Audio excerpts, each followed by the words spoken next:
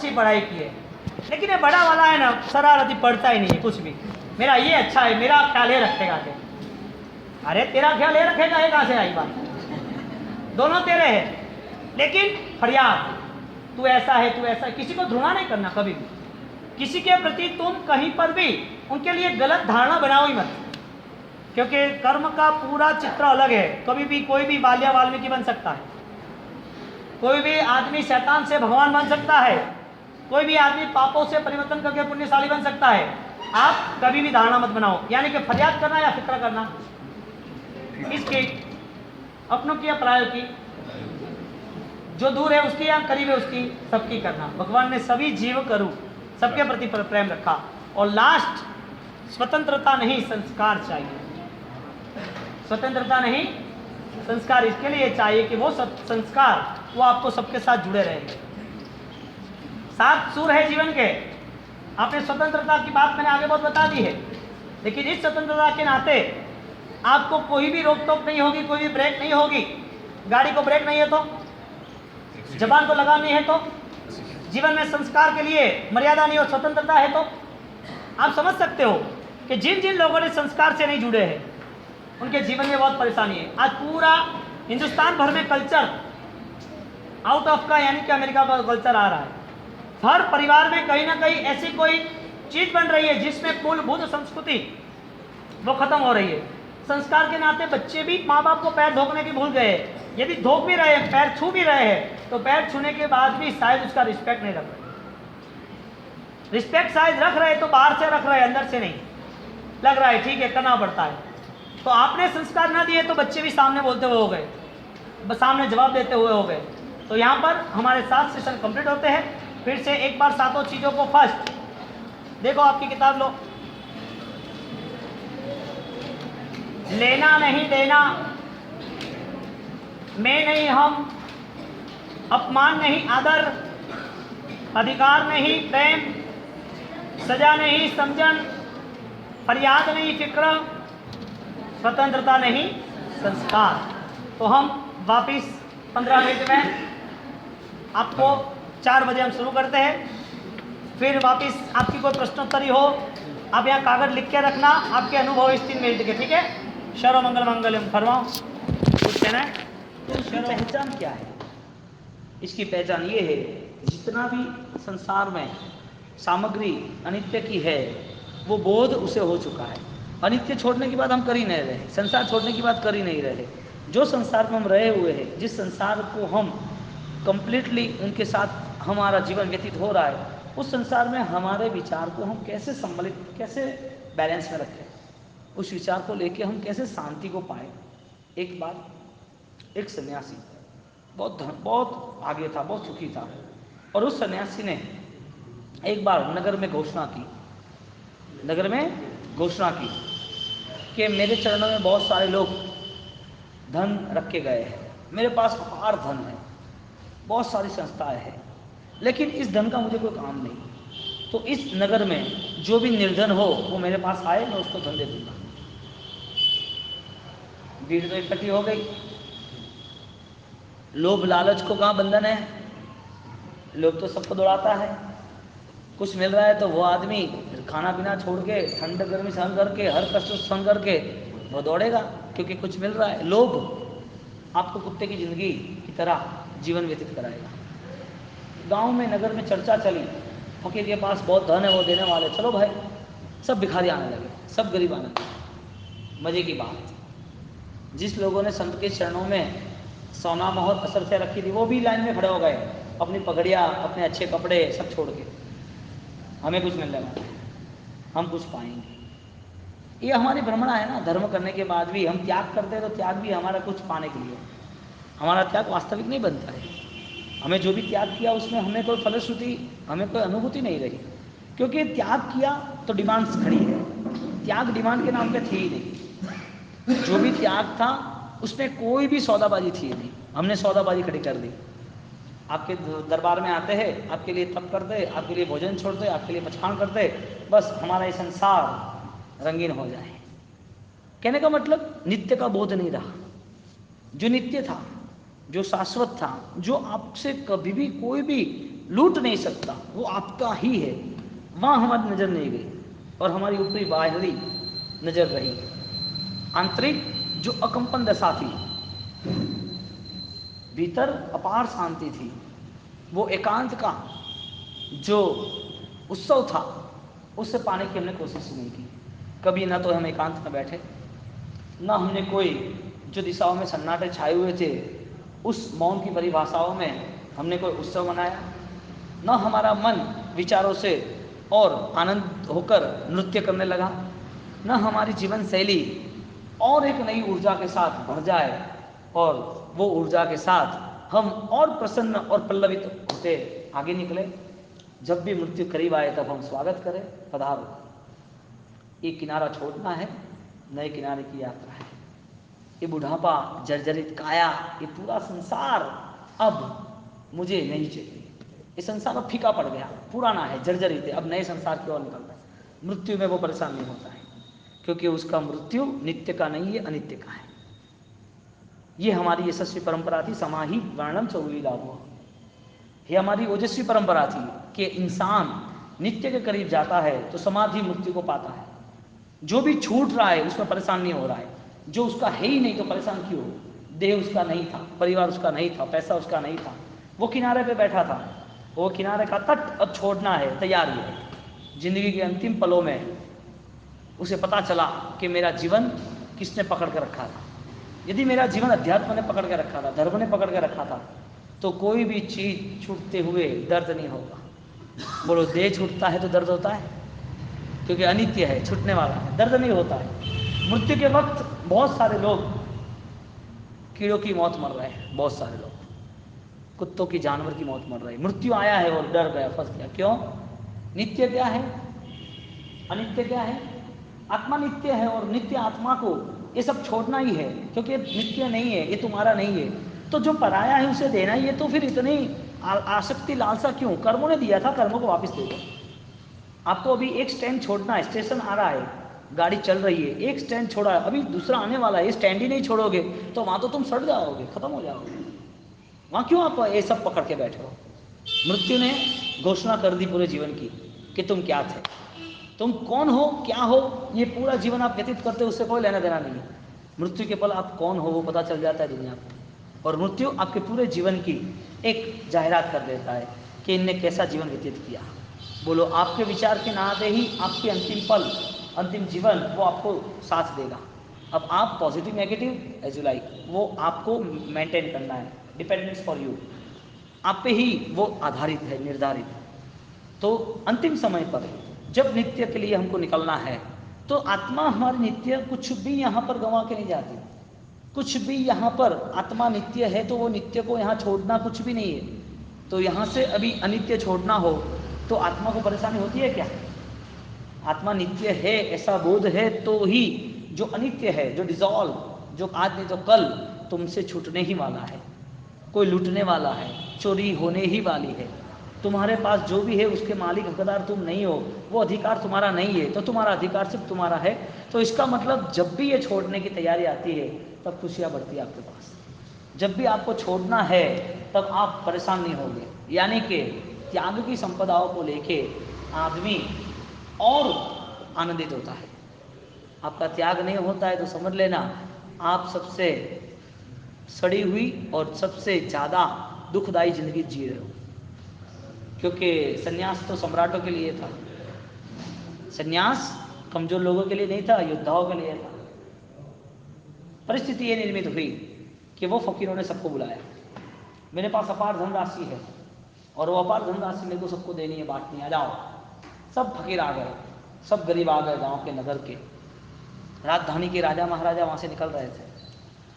और वहाँ पर दूसरे भी डुप्लीकेट जो नकली थे वो लोग भी आके खड़े हो गए कि शायद मुझे कुछ दे दे। वो लोग जिसने उस फकीर को दिया है वही वहाँ मांगने आए। कितने बेईमानता है यहाँ पर। फकीर ने जो धन था, सोना मोहर थी, हीरे जवाहरात थे, वो सब इकट्ठे किए और सब सामने खड़े थे। एक आदमी ने बोला, मैं निर्धन हूँ बहुत, मुझे कल भी खाने का क्या है मुझे पता नहीं है, मैं निर्धन हूँ, तो मैं इसके काबिल हूँ, मैं योग्य हूँ, मुझे ये धन चाहिए। फकीर बोला, संत बोले तुम्हारे लिए नहीं। दूसरे ने बोला मेरे पास कुछ नहीं, फटे टूटे कपड़े हैं, देखो मैं कम पहन के आया हूँ, कुछ खाया पिया नहीं, सब हड्डी पसली मेरी दिख रही है, मेरे पास कुछ भी नहीं है, इससे ज़्यादा निर्धन तो मैं हूँ। एक दूसरा तीसरा खड़ा हुआ, मैं मरने के लिए तैयार हूँ, मेरा आयुष्य पूर्ण हो रहा है, मैं फुटपाथ पे रह रहा हूँ, मेरे पास कुछ भी नहीं है, एक अंग पे ढांकने का एक छोटा सा कपड़ा है और कुछ नहीं, वो भी मर्यादा के लिए। आप देख रहे हो कि मैं कितना निर्धन हूँ, आपके धन के लिए मैं ही योग्य, मुझे दे दो।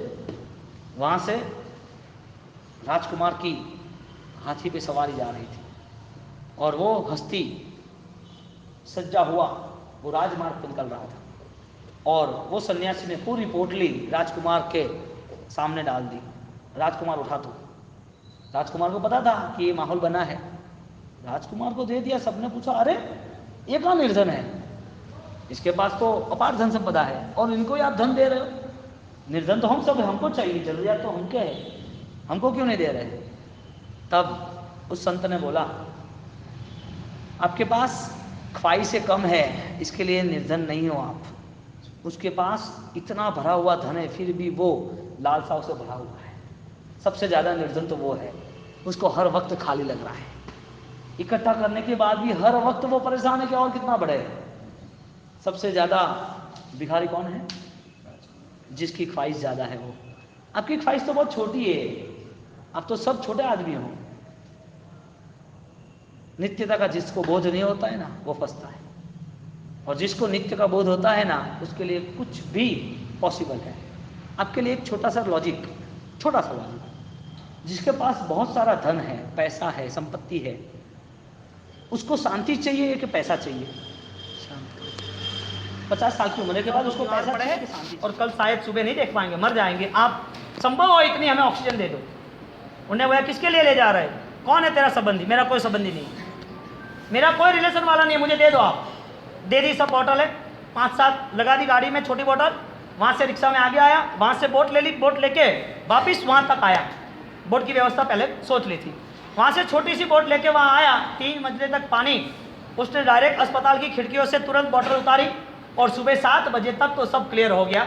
वो 8 बजे घर पर पहुंचा और उसकी माँ चिल्लाने लगी, परेशान हो गई, दुखी हो गई। आसपास के लोग हैरान परेशान हो गए कि मेरा बेटा रात भर गया कहाँ, कहीं डूब तो नहीं गया, कहीं गायब तो नहीं हो गया, मिलता ही नहीं, अकेला था, अब मैं किसके भरोसे रहूँगी। वो सुबह 6 बजे से 8 बजे तक रोती रही और 8 बजे तक जब आया तो उसको तुरंत संभाला, क्या है भीगा हुआ, क्या हुआ, कहाँ गया था, ये सब कुछ बताए बिना, फ़ोन नहीं तेरा, ये वो। माँ कहीं नहीं गया था। आसपास वाले लोग के यार कितनी चिंता हो रही है, कोई कहीं पर भी नहीं है, कोई मिल नहीं रहा है, रात भर लाइट नहीं चली, कहीं पर भी कोई गैस नहीं चलता, कुछ नहीं। वहाँ पर से वो आया, उसने बोला कुछ नहीं, मैं तो यहाँ गया था, लोग परेशान थे, उसको ऑक्सीजन देने के लिए गया।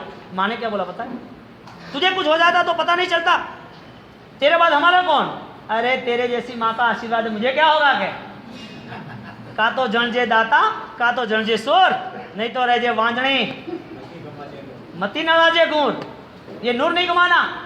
अब देखो ये देने वाला है जो, उसने पूरे 200 लोगों का पूरा भोजन कराया, रात भर वो वहाँ से वहाँ तैयारी की चले।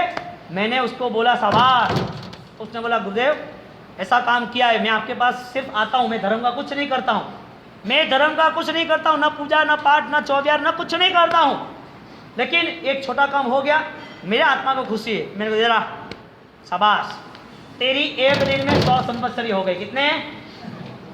100 संवत्सरी हो गई। जब तक आप अपनी जान देने के लिए तैयार नहीं हो तब तक आप कुछ नहीं दे सकते, और जब आपने मन बना लिया कि मुझे किसी की सहायता करनी है, कुछ भी हो, तब आपकी तैयारी ऐसी होती है जिसके हिसाब से पूरा साम्राज्य परिवर्तन हो जाता है। आपको परमात्मा साथ देता ही है फाइनल। परमात्मा इज इक्वल टू कुदरत, परमात्मा इज इक्वल टू अच्छे कर्म। और आपने जो सहायता की 6 घंटे में, इतना पुण्य बढ़ गया, इतना पुण्य बढ़ गया। वो आदमी अभी लास्ट में सूरत, मुझे मैं बात कर रहा हूँ आपको 8 साल पहले की, रिचेस्ट में सुखी संपन्न है, कुछ नहीं किया, सिर्फ देना सिखाया। परमात्मा ने करुणा सिखाई है ना। करुणा आप घर के प्रति भी नहीं कर सकते तो अन्य के प्रति क्या करोगे। आपके परिवार के प्रति भी आपकी करुणा नहीं है, प्रेम नहीं है, वात्सल्य नहीं है, अन्य के प्रति आपकी करुणा क्या होगी। अन्य के प्रति करुणा यदि जग गई ना तो आनंद आ जाएगा। आबू संघवी ऐसे हुए थराद के, और थराद के आबू संघवी में घर में शादी थी। रात को उनने वो सर्वेंट सब भेज दिए, और रात को सर्वेंट को भेजने के बाद बोल दिया कि कहीं पर भी कोई दुखी हो तो हमें मैसेज देना। घर किराए का, अन्य जाति के लोग, मिट्टी के बर्तन, गरीब परिवार, और वहाँ पर अंदर घर में रात को चलता और घर में सगाई है, बच्चे लोग परेशान है, पैसा कहाँ से लाना, खाना पीना तो है नहीं। अब कोई भी हिसाब से आप ऐसा सेटलमेंट करोगे, बच्चे की शादी ब्याह हो जाए, बच्ची कब तक घर पे रहेगी, हमारा घर भी किराए पे रखे तो भी हमें इतना पैसा नहीं मिलने वाला है।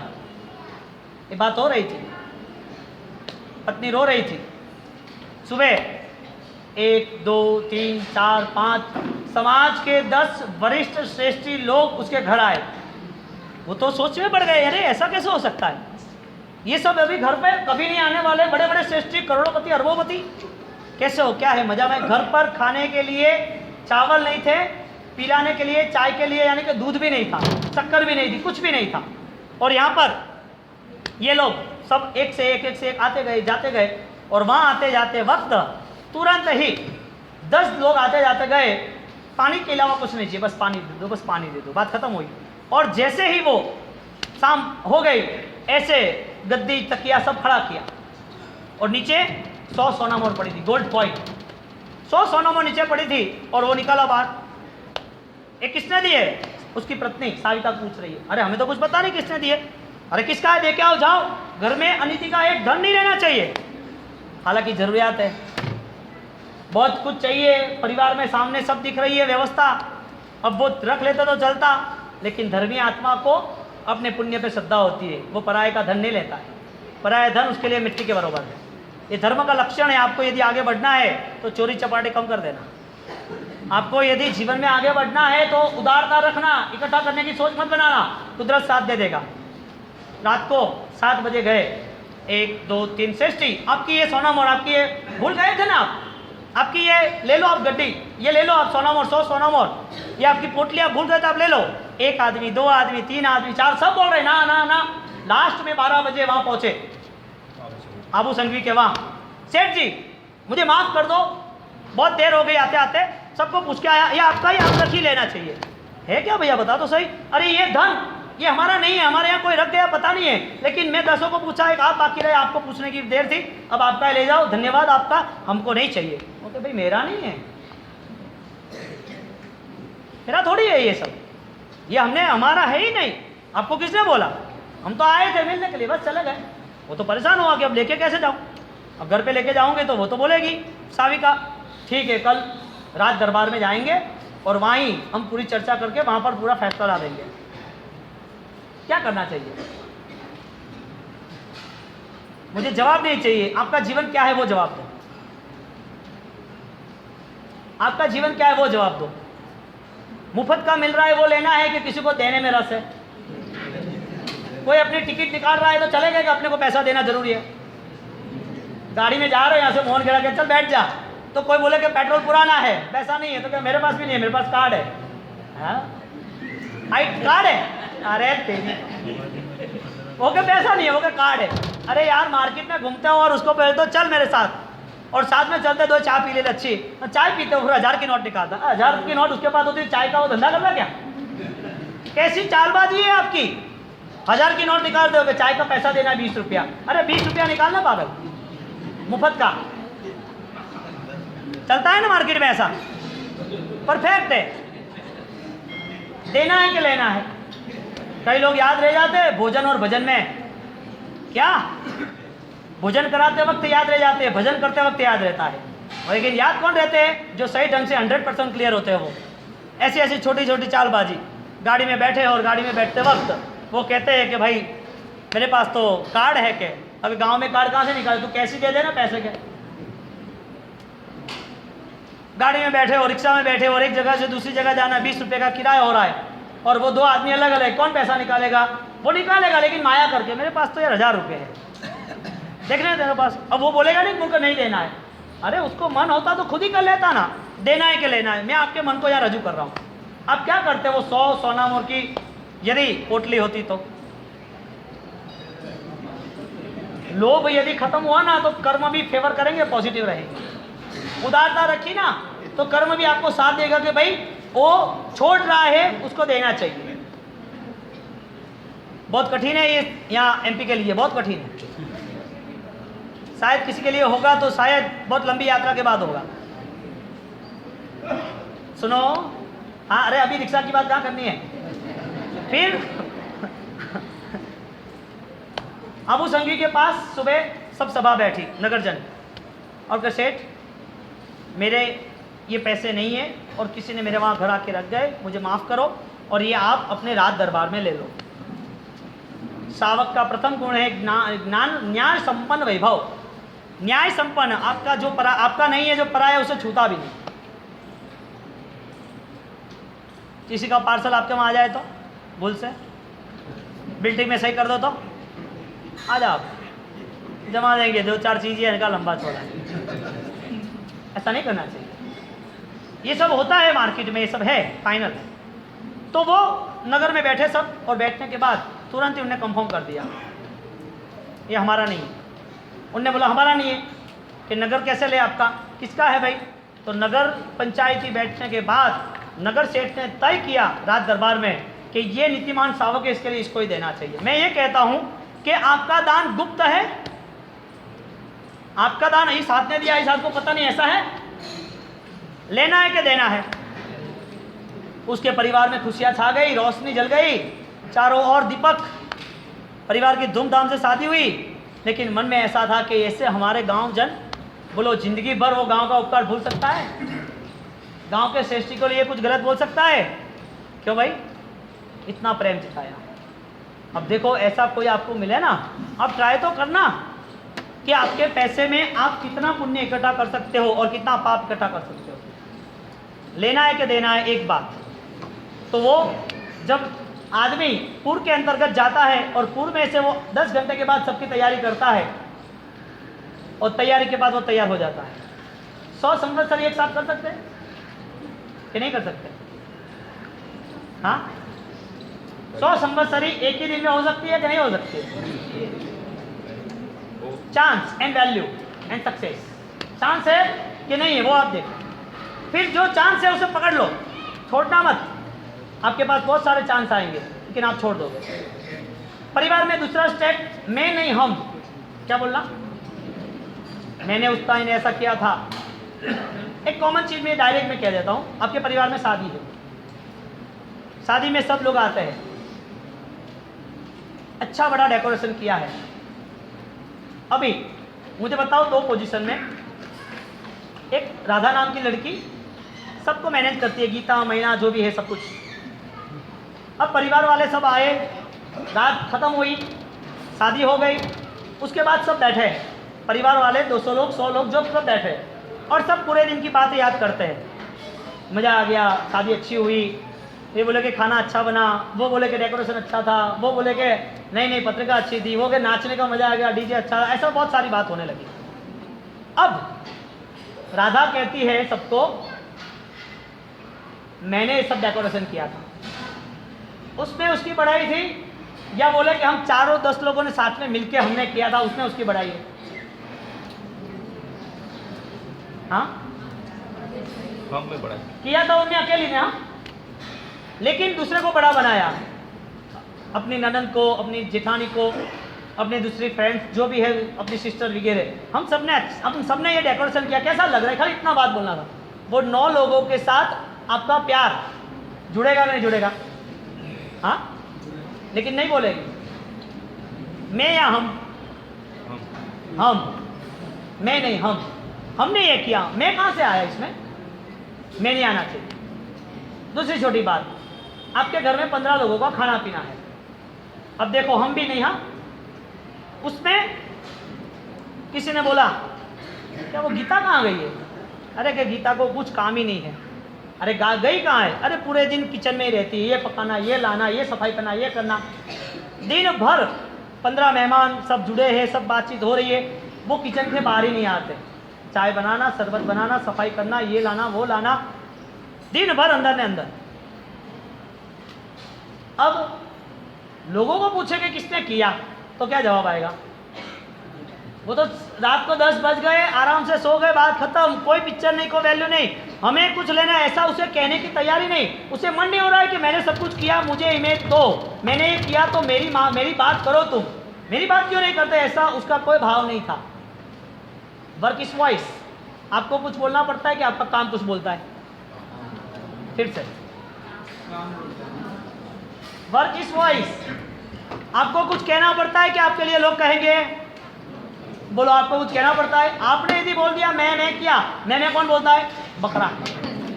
मैंने किया, मैं कौन बोलता है? बकरा बोलता है। यहाँ अहंकार की चीज और अहंकार के लिए यही व्यवस्था रहती है। अब हम प्रेम जताने की चीज है, हमने किया, मैंने किया नहीं, हमने किया। कैसा आनंद आता है? आप बोल सकते हो मुंह से? कितनी भारी जीवान है। हम देखने जाओ तो सब कुछ पिघल जाता है, सब कुछ चबा लेते हैं, सब अंदर जाता है, लेकिन दो शब्द भारी है, हम। कोई बच्चा तैयार हुआ हो, कोई बच्चा पढ़ाई में आगे निकला हो, और आगे निकलने के बाद कोई आपको क्रेडिट न दे तो फर्क क्या पड़ा? आज नहीं तो कल आपको क्रेडिट मिलने वाली है, तो मिलेगी कि नहीं मिलेगी? लेकिन आपको यही है कि मेरी बात होनी चाहिए, ऐसा नहीं करना। यहाँ पर स्वार्थ को छोड़ना। और दो ही प्रकार की मृत्यु निश्चित है। एक मृत्यु एक योगी की होती है और एक मृत्यु एक भोगी की होती है। योगी की जो मृत्यु है उसमें वो एक अपार शांति को लेकर निकलता है। आज हमारा विषय है यशस्वी परंपरा, ओजस्वी परंपरा, यानी कि आत्मा नित्य है, आत्मा है और नित्य है। तो नित्य ऐसा जो कि आत्मा है उसका मूलभूत स्वभाव क्या है?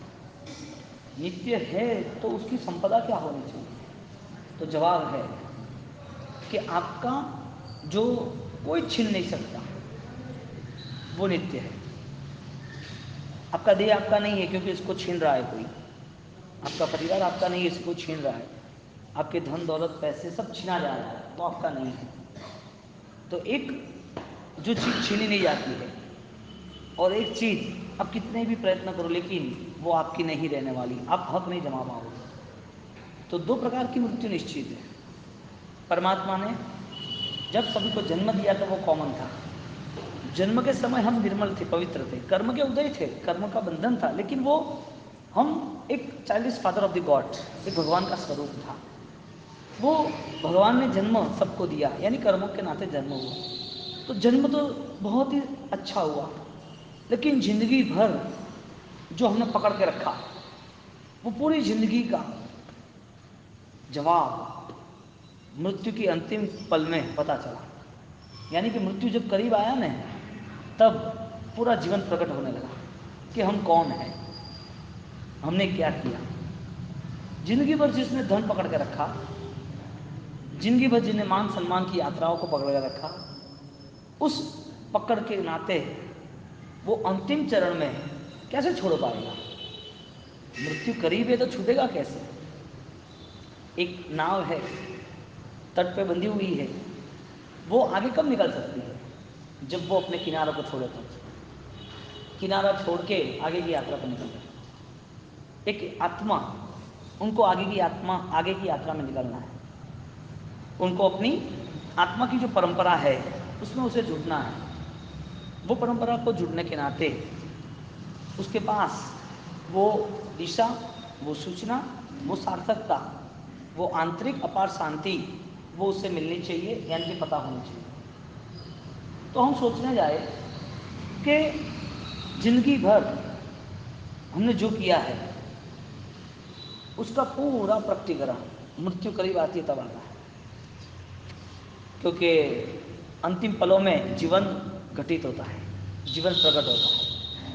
क्योंकि पूरा जीवन भगवंत ने जब दिया तब निर्मल था, लेकिन जब मौत करीब आई तो मौत ने 1000 रास्ते चुन लिए।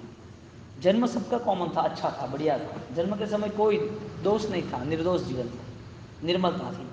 लेकिन जन्म के साथ जुड़ा हुआ पूरा जीवन और जीवन के साथ जुड़ी हुई मौत, वो मौत के समय हम कुछ भी कर ना पाए, क्योंकि हमारी पवित्रता, हमारी सुख शांति, हमारी परम आनंद की अनुभूति जो बचपन था, जन्म के साथ जुड़ा हुआ था, वो सब मृत्यु करीब आते आते तो बिखर गया।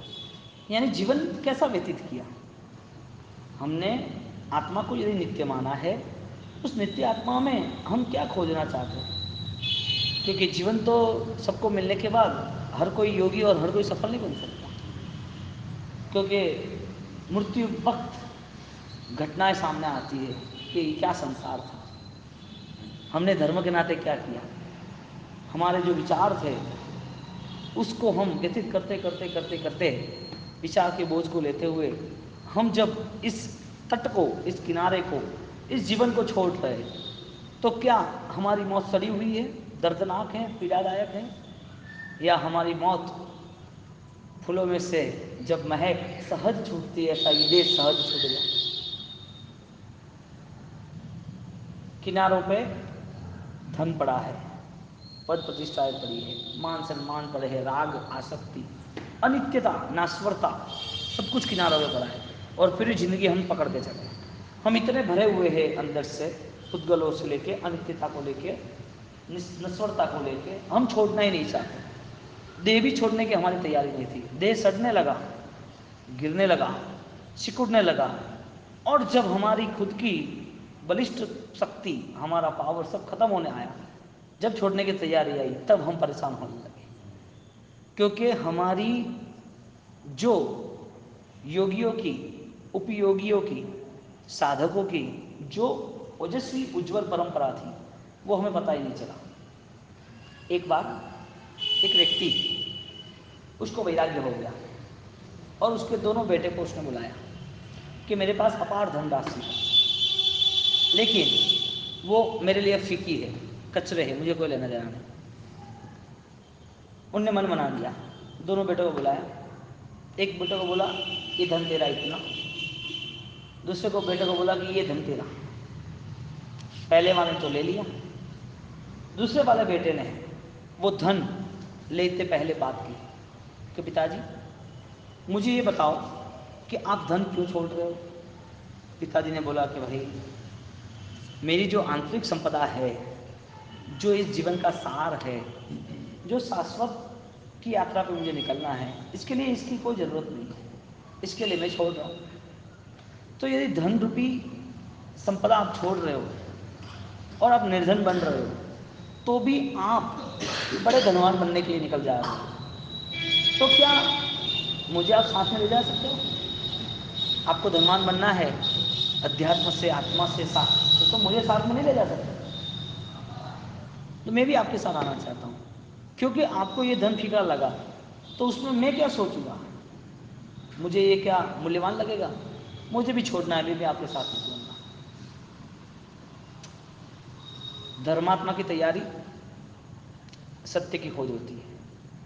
सत्य की खोज जो आपका कोई भी छीन न सके, लूट न सके। आपका कुछ जो है, जो आपका आपसे दूर हो रहा है, आपकी श्वास भी आपकी नहीं है, एक्सीडेंट हुआ और हाथ पैर भी कट गए, आपका शरीर भी आपका नहीं है, कमजोरी आई, धड़कनें कम होने लगी, पल्स, आपका जन्म से मिला हुआ आपका जो लहू है वो भी कहीं पैरालिसिस में थम गया, वही कोई अटैक में वो थम गया। आपका है नहीं है तो क्या है आपका? हमने हमारे यहाँ जिन लोगों ने अपने आत्मा की खोज के लिए पूर्ण रूप से पुरुषार्थ किया, उसने परमात्मा का अध्ययन किया, यानी कि परमात्मा घटित हो गए, परमात्मा प्रकट हो गए। उसके संसार से जो भी योग मिला था वो सारा योग उसी साधना में लगा दिया। मिला हुआ देह या मिला हुआ मन वो कल छूटने वाला है, इससे अच्छा ये है कि परमात्मा के साथ काम पे लगा देते। तो एक पिताजी दोनों बच्चे को धन की संपदा दे रहे, एक व्यक्ति, एक बच्चा कह रहा है कि मुझे धन नहीं चाहिए। आप जिस धन को पाना चाहते हो, जिस संपदाओं को पाना चाहते हो, वही संपदा मुझे पानी है। परिस्थिति आत्मा की ये होती है यदि आत्मा नित्य मानते हो, क्योंकि नित्य के अलावा सब अनित्य है, सब पराया है, आज नहीं तो कल सब गिरने वाला है। आपका है ही नहीं, इस भ्रमणा से मुक्त होना वो महाधर्म है। आपका जो है उसको पाना वही सम्यक सत्य खोज है। धर्म क्रिया के अनुष्ठान के बाद, हजारों लाखों सालों व्यतीत होने के बाद मनुष्य की जाति को ये पता नहीं है कि सफल जिंदगी क्या है। हालांकि सफलता के लिए यही योग्य, यही उपयुक्त है। मानव के जीवन के अलावा ये नित्यता की खोज, ये घटना प्रकट ही नहीं हो सकती। अब मानव का जीवन है, लेकिन अंदर इतना कूड़ा कचरा, इतनी गलतियाँ, इतने बेशुमार अशुभ विचार छिपे हुए हैं, उसे पता ही नहीं चलता कि कब मैं दूर हो इस भ्रमणाओं से। तो विचार जब साथ दे रहे हैं तो सबसे पहला विचार आत्मा के लिए, मेरी आत्मा नित्य है, इसके अलावा सब कुछ अनित्य है। नित्य आत्मा है तो नित्य आत्मा के लिए मेरी खोज अब जो आत्मा को पसंद है वही होनी चाहिए। आत्मा और परमात्मा 1 इंच का भी फासला नहीं। परमात्मा के करीब हम जा रहे तो परमात्मा हमारे में जो बैठा है उसकी अनुभूति, उसका एहसास वो नित्य पदार्थों से होगा। यदि नित्य कुछ है तो अनित्य के पीछे दौड़ क्यों? विपरीत बुद्धि। यदि नित्य है आत्मा तो उसका पुरुषार्थ क्यों नहीं? तो जितने भी धर्म के साधन, जितने भी धर्म के अनुष्ठान, जितनी भी हमारी जीवन की पद्धतियाँ है, उसमें हर वक्त एक अलग झलक सी हमारी याद बनती है, हमारे विचार बनते हैं, हमारे जीवन में कोई ना कोई परिस्थिति का निर्माण होता है। वो निर्माण यदि शाश्वत के लिए और नित्य के लिए होता तो शायद इतनी सारी दौड़ होने के बावजूद इसके प्रति इतनी आसक्ति, इतने प्रति आप कैमरा यूज कर ही रहे हो तो 9 बजे आपको वो पाठशाला चलती है जो अहमदाबाद से हैंडलिंग हो रही है, जिनका पूरा इंडिया बॉडी में ऐसे 20 से 25 लोग हैं जो हैंडलिंग कर रहे हैं। पाठशाला आपको हैंडलिंग करनी, नौकार का सब्जेक्ट चला, आचार्य पद का सब्जेक्ट चला, क्रियापद का चला, 24 तीर्थंकर वो चला, तप का चला, दान का चला, भक्ति का चला, स्तुति का चला, मंदिर के विषय में चला, ऐसे बहुत सारे माता भक्ति, पितृभक्ति, संस्कार, इतने बहुत सारे सब्जेक्ट रेगुलर चल रहे हैं। वो आपके फ़ोन में वीर गुरुदेव एप्लीकेशन में डाउनलोड करके आप जो भी सिस्टम है वो सेट करके आप शाम को 9 से 9:30, 15 मिनट या 20 मिनट वो आप पाठशाला भी पढ़ सकते हो। दोनों चीज़ें आपके लिए जो भी आपकी अनुकूलता हो, तो कन्विंस करने के लिए और आगे जाके थॉट्स के लिए आपको ये बात बताइए।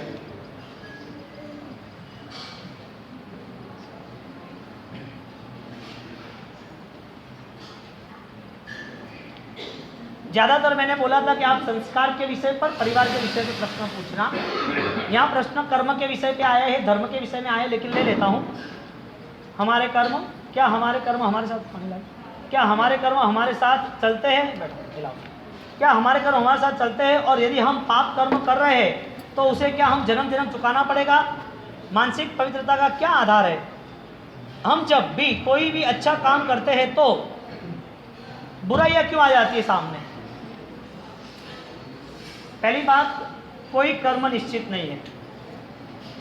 कर्म यूं ही आ गए कि आपने बुलाया तो आए। घर की खिड़की खोली तो सूरज आया कि नहीं आया? नहीं खोलते तो आपने बुरे विचार किए तो बुरे कर्म आए, अच्छे विचार किए तो अच्छे कर्म आए। सीधी बात है ना।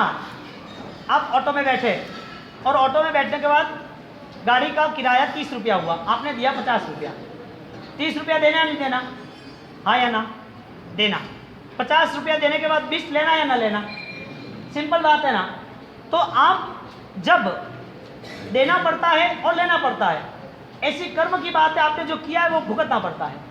आप जो यहाँ बैठे हो, आपको आँख है, वजह क्या? आपको मन है, वजह क्या?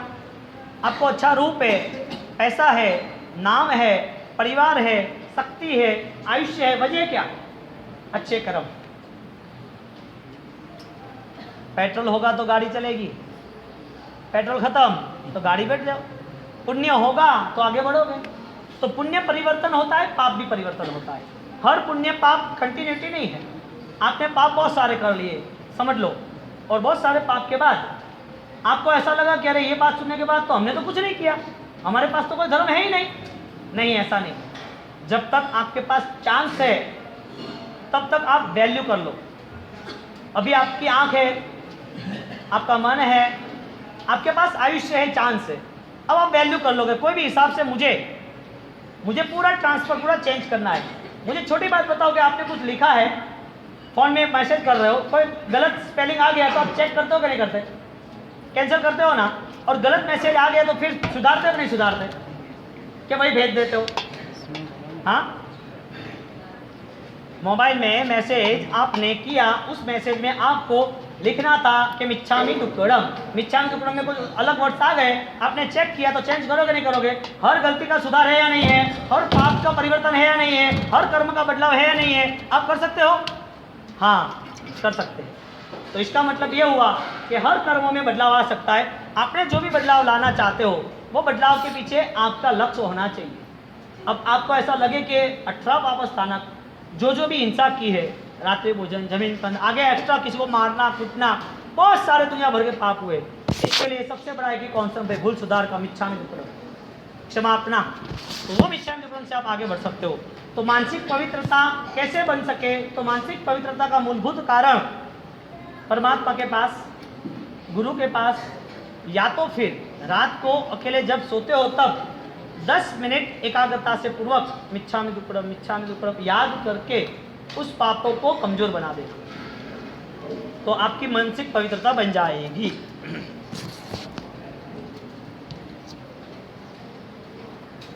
अहंकार का सर्वनाश कैसे होता है? दीक्षा लेते होता है, वो भी दीक्षा सही ढंग की हो तो। हाँ भाई, हाँ, कपड़े से कुछ नहीं होगा। क्या हम भ्रम में ही जिएंगे और मरेंगे क्या? नहीं नहीं नहीं, ऐसा नहीं है। तुमको मरने ही नहीं देंगे, अहंकार को मार देंगे। तुम्हें क्यों मारे भाई?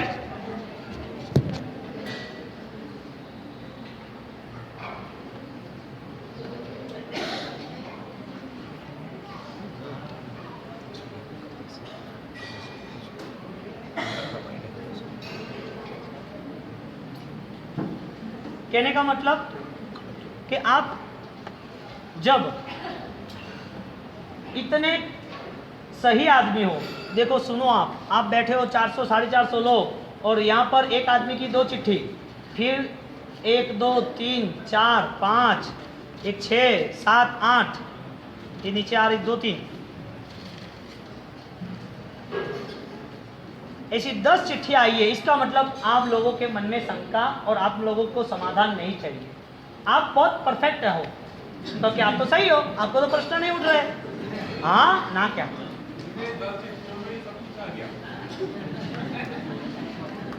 हाँ, ये कह रहे भगवान मेरे आप जैन लोगों के बीच में व्याख्यान दे रहे हो, तो क्या आपकी ज़्यादा ज़रूरत इन सब लोगों के बीच में नहीं है क्या?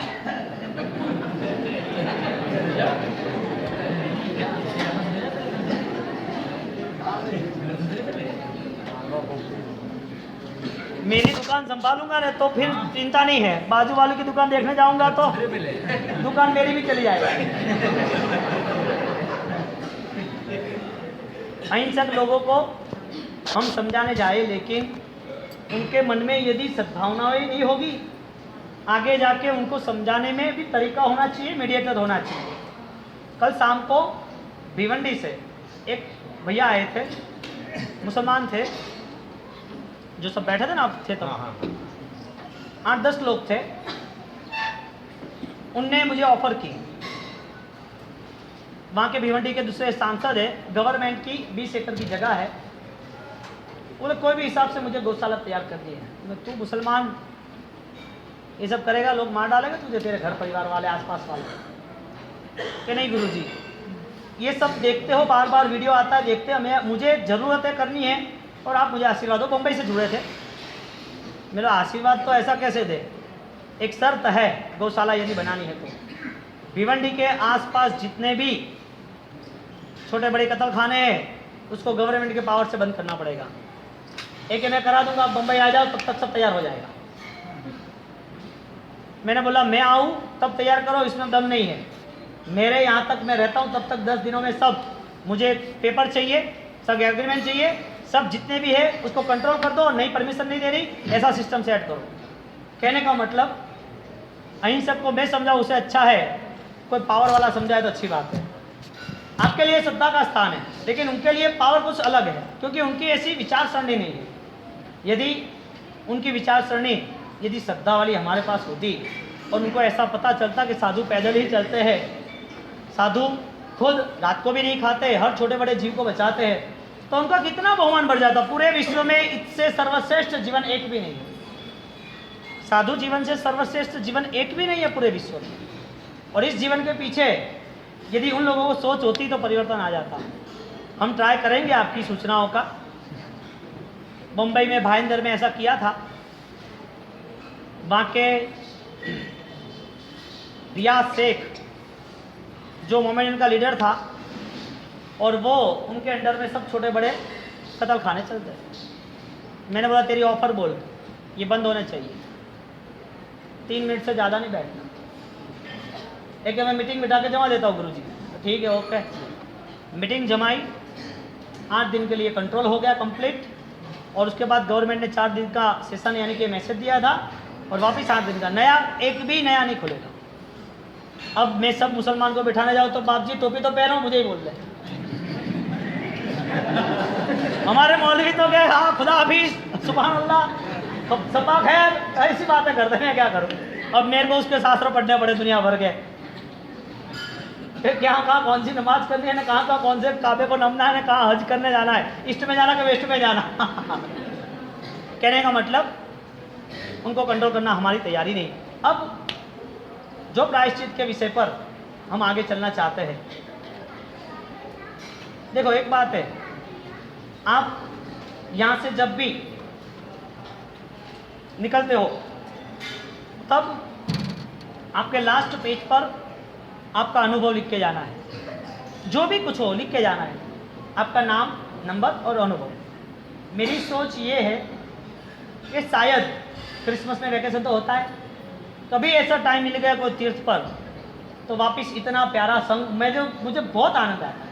वजह क्या पता है, यहाँ भोजन हो गया 1 बजे तक, आवाज़ नहीं आई, अपन 1 बजे तक बैठे तब तक, 1:45 बजे तक, और आप सबकी स्थिरता इतनी, मुझे कहना ही नहीं पड़ा कि शांति, और सही में इतना यहाँ पर अभी खुशी का माहौल है। बाकी हालांकि मेरी कोई कंडीशन नहीं थी, अभी जो डिशा वाले आए तो उनको पता है कि आप, मैंने 3 घंटे के बाद छोड़ देता, तो क्या गुरुजी आप सब ये सब बोलोगे आप क्या, मैंने बोला गुरु महाराज की कृपा है, हमारा कुछ नहीं। तो ये सब रुचि का विषय, आनंद का विषय है।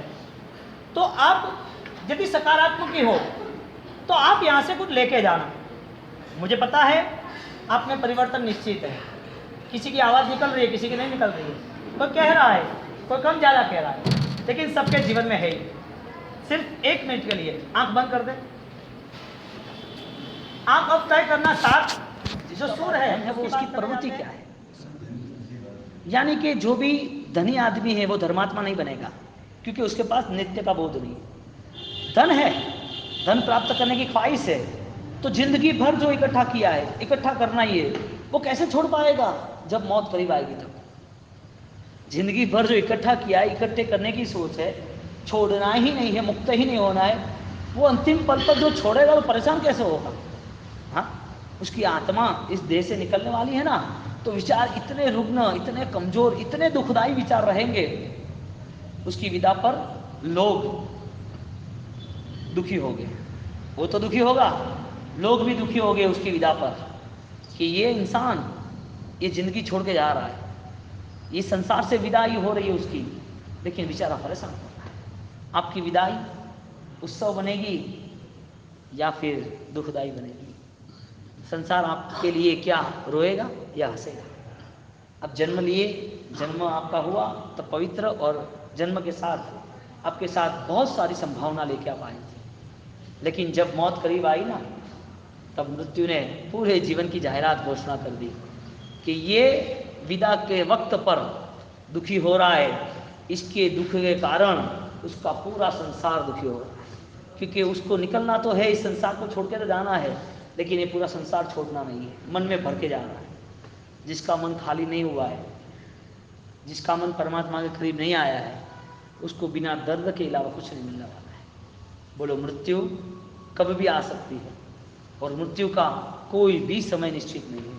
तो मृत्यु आते वक्त हमारा बोध कितना परिपूर्ण है, हमारी शोध कितने परसेंटेज, कितनी क्लियर हुई है, हम इस जीवन को क्या मान रहे, नित्य अनित्य। क्या ये जीवन जानवरों की तरह ही बदतर मृत्यु के करीब ऐसी ही जानवर की मौत ही जाएगी, या ये जीवन परमात्मा ने तय किया कि इंसान के रूप में जन्म हुआ, इंसान के रूप में ही मृत्यु होनी चाहिए। इंसान इसीलिए बना था कि तुझको भगवान बनना था, भगवान के करीब जाना था। भगवान के करीब जाना यानी कि तुम्हारी मृत्यु के वक्त तुम्हें कुछ भी चीज कठिन न लगे, छोड़ते वक्त, मुक्त होते वक्त। एक छोटी सी सुई मक्खन में जाती है, बाहर आ जाती है। एक आत्मा इस देश से मुक्त होता है सरलता से। एक खिल्ली है, खिल्ली, एक खिल वो ला जाती है लकड़े में, बाहर निकलती है कठिनता से। क्यों? पकड़ के रखता है सब कुछ। हमारी जिंदगी मक्खन की तरह या लकड़े की तरह? ज़्यादातर लकड़े की तरह। संसार जब छोड़ना है ना, तब नित्य का बोध ही नहीं। संसार जब हम छोड़ते हैं ना, तब संसार के साथ साथ हमें भय सताता है, हमें डर सताता है, आगे कुछ नहीं मिलेगा तो। ये सब छोड़ने के साथ अब हम भिखारी हो जाएंगे तो। इसके लिए उसकी वर्तमान की भी प्रवृत्ति, जब उसके सामने त्याग की बात आती है ना, तो वो डर जाता, पीछे हट जाता, नहीं, त्याग के नाम पर मैं भिखारी हो जाऊंगा। और उसको अनित्य का बोध इतना गहरा है, उसे अशाश्वत और संसार की परिभाषाओं से इतना जुड़ा हुआ है, उसे संसार की भ्रमणाओं से वो जुड़ गया कि मेरे साथ बहुत कुछ होगा तो ही मेरा संसार रंगीन होगा। अध्यात्म ना कह रहा है, तेरी जो पद प्रतिष्ठा, तेरे जो पैसे, तेरी जो विचार शक्ति, तेरी जो दुनिया, तेरे जो भी व्यवहार उपस्थित हुए, उसको लेके यदि तूने दुनिया की नज़र से जीना सीखा तो तेरी मौत संतत्व को प्राप्त नहीं कर पाएगी, तेरी मृत्यु समाधि तक नहीं ले जाएगी, तेरी मृत्यु में कोई उत्सव, कोई रंग नहीं होगा, तेरी मृत्यु में कोई महक, कोई सुगंध नहीं निकलेगी। मृत्यु होगी लेकिन अमरता के और नहीं। मृत्यु सब कीड़ों और मकोड़ों और पशुता की ओर होगी, जो हर वक्त तड़पता रहता है। आपका वर्तमान वो आपका भविष्य का निर्माण है। त्याग के नाते हम क्या क्या कर सकते हैं? शाश्वत और नित्य बोध के नाते हम क्या कुछ कर सकते हैं? तो जब एक आत्मा, उसे पता है कि नया जीवन मेरा तैयार है, नए जीवन में बहुत सारी संपदा, बहुत सारी उपलब्धियां, नए जीवन में बहुत सारी चीज पॉजिटिव है मेरे आत्मा के लिए, इस जीवन को ऐसा व्यतीत किया है जिसके हिसाब से मृत्यु ही अच्छी आती है और मृत्यु के साथ नया जीवन भी शुरू होता है। इस किनारे को छोड़ते वक्त नया किनारा पता है क्या है? छोड़ता कौन नहीं है किनारा? उसे आगे का पता नहीं। इसके लिए मृत्यु के वक्त भयवान कौन है, डर कौन रहा है? उसे पता है कि आगे की जिंदगी शायद नरक की, दुखदाई है, आगे की जिंदगी में बहुत परेशानियां हैं। घर में नया कपड़ा तभी लाते हो जब पुराना हो जाता है, सब फट जाता है, सब गल जाता है, सब प्रभावित नहीं करते हैं। वो पुराना कपड़ा निकाल कर एक देर की भी चिंता नहीं करते, क्यों? नया आ गया है, ये देह जर्जरित हुआ है, अब नए देह की ओर जाना है, एक नया जीवन मिलने वाला है। नया जीवन वापिस परमात्मा वो वरदान के साथ, वो पवित्रता के साथ, वो एक महकता फूल, उसी तरह हमें नया जीवन देने वाला है। लेकिन इस जीवन को छोड़ने की तैयारी हो तो एक पीछे का भी कदम छोड़ना पड़ता है, आगे निकलना है तो। ये पूरी जमीन जो पीछे आपके कदम के साथ जुड़ी हुई थी, इसके त्याग के बिना नई यात्रा भी नहीं। पूरा का संसार पूरा मान्यताओं के साथ जुड़ा हुआ, जो भी हम अनसक्सेस लाइफ जी रहे उसको हम समझ ना पाए, इसके लिए छोड़ भी ना पाए, क्योंकि भविष्य और रंगीन और सुवर्ण युक्त है और गोल्डन चांसेस है। ये चांस भी हमने गंवा दिए, अब नए चांस की ओर तो आगे बढ़े। ये चांस यदि नहीं गंवाए, यदि हमारे जीवन में यदि सांस बची है, यदि सोच भी हमारी सही ढंग की है, यदि हमारे पास बल है, आयुष्य है और हमारे पास योग्यता, अनुकूलता, परिस्थिति है, तो हमारी पहली खोज, हमारा जो न छीना जाए उसके लिए हम तैयारी करें। हमारी शुरुआत, जो हमारी जो चीज हमसे कोई छीन नहीं सकता, अनादिकाल से अनंत काल तक जो हमारा खुद का अधिकार है, उसके लिए हमारी तैयारी। जो फिजूल है, जिसकी कोई वैल्यू नहीं है, अर्थहीन है, उसके लिए इतनी सारी दौड़-धाम ठीक है करनी पड़ती है, लेकिन लक्ष्य क्या होना चाहिए? ये सब करने के बाद जो भी मृत्यु जिसे भी घटित होगी, उसका क्या हो सकता है? सबसे बड़ी दुविधा, मृत्यु हर किसी की होती है, मृत्यु समान भी होती है, लेकिन मृत्यु के नाते उस घटना से परिचित होते ही नहीं हो। सबसे बड़ी दुविधा, मृत्यु होने के बाद भी हमारी जागृति नहीं है। बोलो, मृत्यु कॉमन है, मृत्यु देह का है, मृत्यु अनित्यता का है, लेकिन वो बोध नहीं होता है कि मेरे नित्य के लिए, मेरे शाश्वत के लिए, मेरे आत्मा के लिए, मेरी सच्चाइयों के लिए, मेरी सत्य खोज के लिए मेरा एक कदम भी आगे उठा नहीं। जो भी कदम सारे उठे वो संसार के लिए उठे, यानी मेरी गति विकसित नहीं हुई, प्रगति वाली गति नहीं हुई। वही दायरा, वही सराउंड, वही आवर्त, वही केंद्र के बीच आगे पीछे घूमते रहे। केंद्र एक संसार, उसके आगे पीछे घूमता रहे। केंद्र एक लालसा, उसके आगे पीछे घूमता रहे। हमारा केंद्र, हमारा टारगेट, हमारा लक्ष्यांक, हमारी अनुकूलता, हमारा अनित्यता, वही हमारे लिए उपयुक्त, वही योग्य, इसके लिए ही पूरी तैयारी। तो संसारी जीव यानी कि जो बोध नहीं है ऐसा जीव यदि कुछ पा भी रहा है तो भी अधिकार तो नहीं है। आपने तय कर दिया हवा जो भी पवन उस पर मुझे हुकूमत करनी है। आपने तय किया जितना भी धुआं उठ रहा है धूप से उसे मेरा बनाने की कोशिश कर रहा हूँ। आपने तय कर दिया है जो भी अभी अत्तर की सुवास आ रही है वो अत्तर की सुवास मैं एक जगह पर बांध लूँ। ये कभी संभव है? चंचल कभी भी तुम्हारा नहीं हो सकता, नाशवंत कभी भी तुम्हारा नहीं हो सकता। ये पूरा संसार नाशवंत है, अनित्य है और आपकी दौड़ अनित्यता की रही। सिर्फ विचारों को मैनेज करने हैं कि ये जो भी हो रहा है उसमें मेरा एक अस्तित्व है, मेरी अस्मिता का मुझे निर्माण करना है। बस ये सोच के सारे आगे चल गए ना, इसके बाद 1000 भी मौत आएगी तो फिर भी अमरता के नाम की 1000 बार देह छोड़ना पड़ेगा, 1000 बार देवलोक की दुनिया छोड़नी पड़ेगी, हजारों लाखों बार करोड़ों अरबों और राजकुमार की संपदा छोड़नी पड़ेगी, कोई दुविधा नहीं रहेगी, क्योंकि ये सब नित्य बोध वाले के लिए फीका है, इसकी कोई वैल्यू नहीं है। तो हम हमारी ओजस्वी परंपरा जो हमारे महापुरुषों ने बनाई, जो रची, वही परंपरा में हम जुड़े और हमारी आत्मा का कल्याण करें, वही अभ्यर्थना। 3 साल के बच्चे को रोता है तो टीवी के सामने बैठा दे, देख दे कार्टून, देख ले छोटा भीम। अब बताओ, उनकी पूरी प्रिंट शुरू हो गई।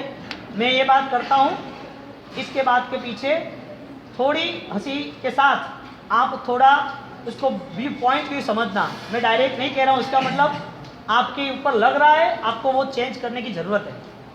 अब बच्चे को आपने 3 साल के बैठा दिए, ले बैठ देख कैसा कार्टून आता है, भोजन कर दे, आप अंदर उसे पकाते हैं।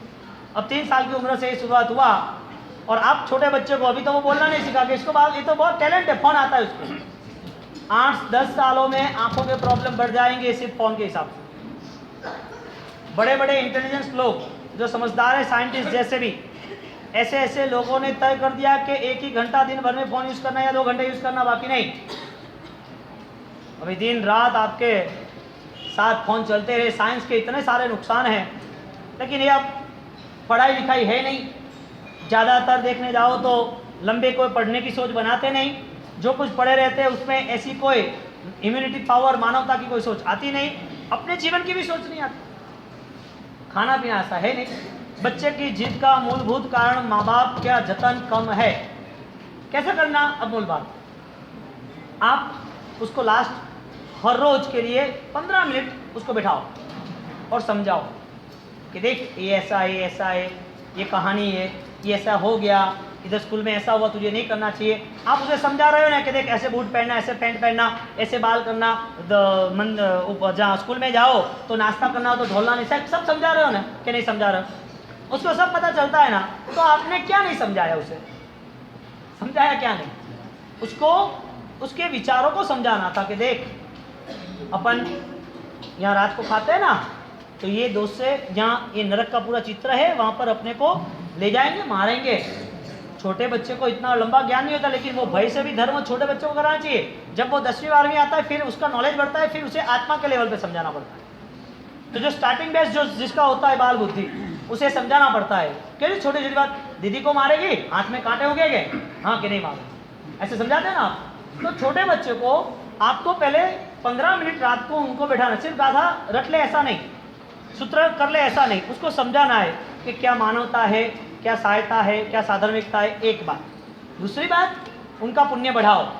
उनको हर रविवार होता है, तुम ले जाओ कहीं फांदरा पोल, कहीं गरीबों में, अनाथ आश्रम में, झुपड़पट्टी, जो बच्चे कहीं पर रहे, फुटपाथ पे सोए, तो अपने उनकी पुण्यशाली बनाओ। उनके हाथ से ही आप उनको, ले बेटा फ्रूट दे दे, यहाँ पर कपड़े दे दो, यहाँ कंबल दे दो।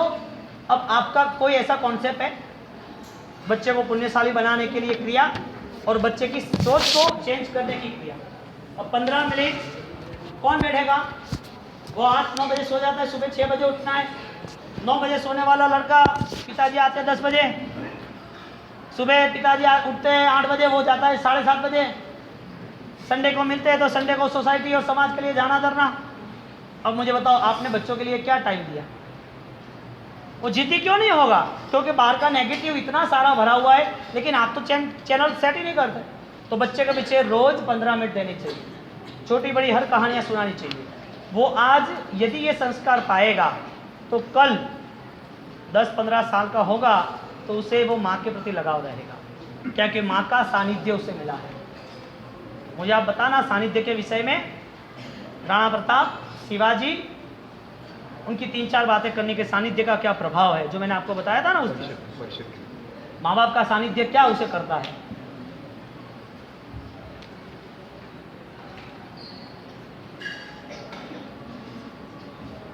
तो बच्चे के लिए पहले आप तैयारी करो। यहाँ जितनी भी मदर बैठी है, सबसे बड़ा भार आपके ऊपर है, जितना जेंट्स के ऊपर नहीं। 100 शिक्षक बराबर एक माँ होती है, वो क्या पढ़ाएगी? माँ जो पढ़ाएगी वो सही पढ़ाएगी। आप उनको खाना सिखाते हो, चलना सिखाते हो, बोलना सिखाते हो, आपके पास ही गोद में ही सोया है, करीब से ही रहा है, और 9-9 महीने तक यदि उसको पाला पोसा है, तो वो आपकी मानेगा नहीं क्या? मुझे बताओ। सब कुछ मानेगा, लेकिन आपको उसके पीछे समय देना पड़ेगा। उसके बाद बहुत अच्छे प्रश्न हैं यहाँ पर। वो लिखा है, हाँ, कन्विंस करना कैसा, मैंने बोल दिया मैंने। हाँ, ये अच्छी बात है। आपने अभी प्रवचन में जो सिखाया, ये इतनी अच्छी लगी हमें। हम रोज ऐसी बात बच्चों को कैसे सिखाए, हमको सीखना मिला है, हम बच्चों को कैसे सिखाए। आपने अभी जो बताया 3 घंटे में, तो बाप जी उनको कैसे समझाए। इसके लिए आपको प्रतिदिन अच्छे ज्ञान से जुड़ना पड़ेगा। देखो, हर व्यापारी मेहनत करता है तो पैसा कमाता है कि नहीं कमाता है, और वो दुकान में बैठता है तो ही पैसा आता है कि उसके लिए मेहनत करनी पड़ती है। पहले से तो तैयारी करनी पड़ती है, उसको सर्विस में लगना पड़ता है, बिजनेस को समझना पड़ता है। बिजनेस को समझने के साथ साथ मार्केट को समझने के बाद कौन सा कैपिटल ग्रोथ करना है, वो टारगेट बनाने के बाद वो आगे बढ़ता है। बिजनेसमैन कम बनता है, उसका एडवांस प्लानिंग है ना। तो एडवांस प्लानिंग होने के नाते आपने बोला कि हम रोज ऐसा ज्ञान कैसे पाए, तो आप प्लानिंग करो ना, जितना भी अच्छा इतना रीडिंग करते रहो। यहाँ पर अभिधान राजेंद्र कोश, उनके 7 भाग है। यहाँ अपने चातुर्मास में संयोग पद चला, संयोग पद 1.5-2 महीने तक परिश्रम समझो लो। तो जो संयोग पद चला, इतना अच्छा विवरण है, और सुबह 7 से 8 अभिधान राजेंद्र कोश के हर शब्द 1, 2, 3, 4 ऐसे 140 शब्द पूरे 1.5 महीने चला। अब 140 शब्द, 1 शब्द 2, ऐसे 60,000 शब्द है। कितने हैं? कितने हैं? 60,000। और टोटल 60,000 के श्लोक 4.5 लाख है। कितने हैं? अब वो राजेंद्र कोश की मैटर आपको कैसे पता चलेगी? तो इसके लिए एक छोटी सी योजना रखी थी कि 5 या 7 किताब आपको मेंबर बनना है 400 रुपये में, और जो किताब प्रिंट होगी वो आपको मिल जाएगी, यानी कि आपको आपके लिए फ्री हो जाता है। और उसमें वो थॉट्स लिखे जाएंगे टोटल। हम ज़्यादा से ज़्यादा इजी और पावरफुल मैटर कैसे प्रेजेंट करें, वो मेरी सोच है। तो इसके लिए आपको मेंबरशिप लेनी जरूरी है। मैंने मन ये बनाया, किताब प्रिंट करनी, यहाँ पर कोई खड़ा रहे, यहाँ पर अनाउंस है कि भाई ये किताब है, आप ले जाना। नहीं, जिसका रजिस्ट्रेशन है, इतने किताब प्रिंट करनी, उनको भेजनी। आपको यदि ज्ञान धन लग रहा है, आपके परिवार में यदि ये मामूली भी चीज़ यदि परिवर्तन ला सकती है, तो आपको मेंबर बनना ही चाहिए। इतना नहीं, आपके आसपास आपके परिवार के बीवी, आपकी बेटी है, आपके कबर साहब है, बुआ जी है, चाचा, टोटल रिलेशन में आप 1 साल के शायद 10 मेंबर बुक कराते हो और 10 मेंबर के पीछे 4,000 रुपया खर्च करते हो। उनके वहाँ किताब गई, उनके जीवन में कोई परिवर्तन शायद आया, और उनने कर्म कम बांधे। आपने कितना पुण्य इकट्ठा किया? जब तक नॉलेज नहीं है, ज्ञान नहीं है, तब तक आदमी अधूरा है, चाहे कुछ भी कर ले। और केवल ज्ञान तक पहुंचने के लिए ये मति ज्ञान सुत ज्ञान। तो यहाँ पर आपको नित्य ज्ञान पाने के लिए 2 चीज़ें, एक तो पुस्तक है जो महीने भर में हर 3-4 महीने आपको मिलती रहेगी, जिसकी ओपन बुक एग्जाम रहेगी। और दूसरी बात, इस पुस्तक के साथ साथ वीर गुरुदेव की एक साइट चल रही है, जिसमें हर समुदाय के हर व्यक्ति है, जिसमें सिर्फ और सिर्फ धर्म के लक्ष्य तय नहीं है, बाकी तो बहुत कुछ कर सकते हो। लक्ष्य तय करने के लिए हमने सुबह 3-4 चीज़ देख ली, 4 उद्देश्य और 3 प्रकार के मन। अभी हम 7 चीज़ देख रहे हैं। पहली प्रथम चीज़ थी सिर्फ लेना नहीं देना, यानी कि देता है जो व्यक्ति, उसको ज्ञानियों ने वपनम किया है कि दानम, दानम यानी वपन, बोना, बावू। तो जो लोग वपन करते हैं, जो बोते हैं, वो फसल बाहर आती है। आपने यदि कुछ दिया है तो ये सबसे बड़ा एक आयाम है, एक सबसे बड़ी घटना है। कोई भी गरीब भिक्षा क्यों मांगता है? शिक्षा देने के लिए। वो गरीब है इसके लिए भिक्षा नहीं मांग रहा है, मैंने दिया नहीं इसके लिए मैं मांग रहा हूँ, तू देगा नहीं तो तुझे भी मांगना पड़ेगा। वो शिक्षा दे रहा है, भिक्षा नहीं दे रहा है। वो शिक्षा दे रहा है कि मैंने दिया नहीं इसके लिए मुझे मांगना पड़ा है, मैं देता तो मांगना नहीं पड़ता। यानी कि महाजनो ये न गता स पंथा, श्रावक के हाथों से हमेशा निरंतर दान ही रहता है। अब जो कर्तव्य दान का है, त्याग का है, वो यदि आप सही ढंग से आप निर्मित ना कर पाए तो शायद आप अपने लिए भी कुछ नहीं कर पाओगे। लोभी व्यक्ति वो कभी भी दानी नहीं बन सकता, उदार नहीं बन सकता, और उदार नहीं बना इसकी वजह से ही वो ज़्यादा से ज़्यादा अपनी ज़िंदगी में भी सही ढंग से जी नहीं सकता। उसको खाना भी है ना तो मम्मल सेठ की तरह खाना खाएगा, रहना है तो भी मम्मल सेठ की तरह रहेगा। पैसा है लेकिन रहना, खाना पीना, उसका कोई ढंग रंग पता नहीं है। तो देने के लिए हमारे पास क्या है? मैं सिर्फ आपको मेंटेन कराऊंगा कैपेसिटी। देने के लिए क्या आपके पास? आप बोलोगे हमारे पास कुछ नहीं है, आप बोलोगे हम नहीं दे पाएंगे। कभी भी कोई भी आपके पास घर पे आया और घर आया उसके बाद पता चला कि एक छोटा बच्चा है, उसकी फीस 2000 रुपये की भरनी है, और आपके दुकान का ही आदमी है, उसने बोला कि सेठ जी ऐसा ऐसा कोई प्रॉब्लम है और बच्चे के लिए 2000 की फीस का सेटिंग करना है, अब थोड़ा सेट कर दो। तो क्या ठीक है, मैं तुझे 2000 देता तो हूँ लेकिन पगार में से काट लूँगा, 3000 लो पगार, किराया है 800-1000 रुपये का, और उसमें से 2000 देने वाला सेठ वो वापस आगे पगार में 200-500-1000 रुपये काट दो। आपने जो 2000 दिए उसमें उस व्यक्ति का मन नहीं जीत पाए। आपकी खुद की ऐसी भावना होनी चाहिए थी कि आपने 2000 दिए ना, उसके बाद उसको कहना था अरे 2000 तो ले, 500 रुपया और ले ले, बच्चों के लिए अच्छी बैग, अच्छी किताब, अच्छी नोटबुक वगैरह सब ला देना, पेन वगैरह, अच्छे कपड़े ला देना, 500 और रख। आपने 2500 रुपये दे के उसका मन जीत कर आपने उससे नया 50,000 का फायदा कराया। कल आपकी दुकान में रेड आएगी, नुकसान आएगा, कोई माल गफला हो जाएगा, कोई चोरी हो जाएगी, तब वो सोचेगा मेरे सेठ का उपकार है। अब क्या करते हो? पैसा देने के बाद ऐसा लग रहा है कि उपकार कर रहे हैं।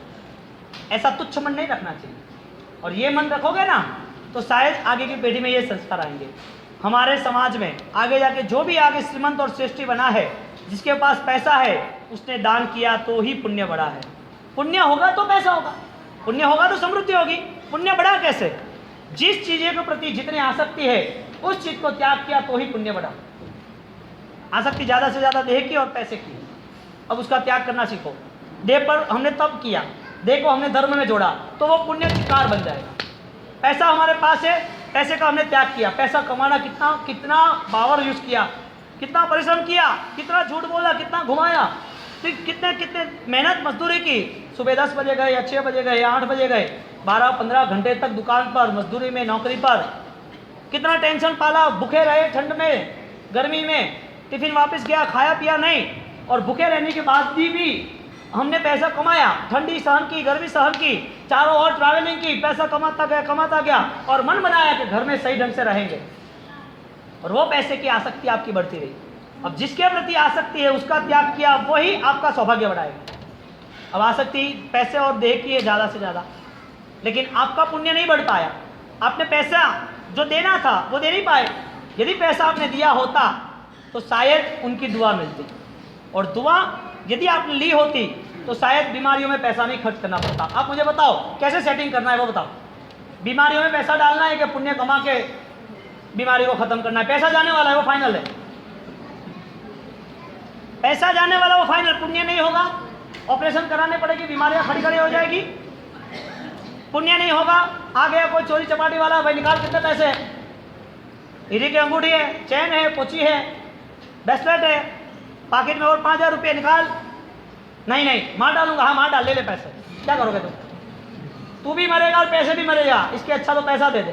क्या करते हो? क्या कहने का मतलब, पुण्य कम हुआ तो शायद बीमारी में पैसे गए, चाहे चोरी चपाटी में पैसे गए, चाहे भूकंप में गए, चाहे रेड में गए। पुण्य कम हुआ तो हुआ ना। पुण्य बढ़ाने का रास्ता, देना सीखो, लेना नहीं, देना सीखो। आप यदि आपके आसपास में कोई तकलीफ वाला है ना, आप उसको एक वाटी साग भी देते हो ना, सब्जी भी, तो भी आपका पुण्य बढ़ रहा है। आपके बच्चे की किताब पास वाले बच्चे दूसरे पढ़े लिखे जिस गरीब है उसको देते हो ना, आप बेचते नहीं हो, वो कपड़े भी उनको दे रहे हो, आप नहीं बेचना, क्या काम है, क्या फर्क पड़ेगा। तो उस पुण्य से, उस देने से आपका सौभाग्य बढ़ेगा। अब आप देना ही सीखे नहीं हो, आने दो आने दो आने दो, इकट्ठा ही करते रहा, कोई नहीं ले जाएगा तो 2 लड़के मर जाएंगे, पापा मेरा पैसा, पापा मेरा पैसा। बिल पे लिखो वरना मार डालूंगा, छाती पे चढ़ जाऊं, गला दबा दूंगा। रात को रातों रात कागज पे लिखा दिया। आप बताओ, पाप बुद्धि से इकट्ठा किया हुआ आपकी क्या सुरक्षा कर पाया? आपके पास ऐसा कोई अवसर आया कि जिसके हिसाब से किसी की दुआ मिली? हम द्रव्य धर्म, द्रव्य करुणा और भाव करुणा, वो धर्म को लेकर चलते हैं। द्रव्य करुणा सम्यक दर्शन के मूलभूत आधार पर, द्रव्य थकी दुखी आनी दया, जो दुखी है उसकी दया फालनी चाहिए। अब आपको कोई मांगने आया, आपके पास क्यों आया? आपको किसी ने बोला 2 पैसे का, क्यों बोला? पानी पीना सरोवर में जाना या रेगिस्तान में जाना? हाँ, क्यों? पैसा मांगने किसके पास जाते हैं, क्यों जाते हैं? श्रेष्ठी है, समाज के वरिष्ठ है। इसका मतलब यह हुआ कि आपका यदि चोरी चपाटी में, बीमारियों में, भूकंप में, कोई भी तरह से पैसा जाने वाला है, पैसा गया क्यों? पुण्य कम था इसके लिए। पैसा आया क्यों? पुण्य था इसके लिए। अब पुण्य बढ़ा कर कम हुआ। पुण्य बढ़ता है कि कम होता है? कहने का मतलब आपके पास कुछ भी है तो कोई भी आपके द्वार पर आया है उसको हेल्प करनी चाहिए, क्योंकि आप दुआ लेते हो। 2000 रुपये में भी आपको बहुत बड़ी दुआ मिलती है, 2 करोड़ तक की। सस्ता सौदा है, फिर भी आप मान नहीं रहे हो। आपके मन में आपकी ही समृद्धि, आपकी ही इमेज, आपका ही कोई महिमा गान गाना चाहिए। आपने 2000 रुपये लिख दिए, कहीं आपके नाम नहीं आया पंखों में, लाइटों में, तख्तियों में, क्या फर्क पड़ा? आपका कोई तख्तियों में नाम नहीं आया, क्या फर्क पड़ा? लेकिन आपका मन क्या बना?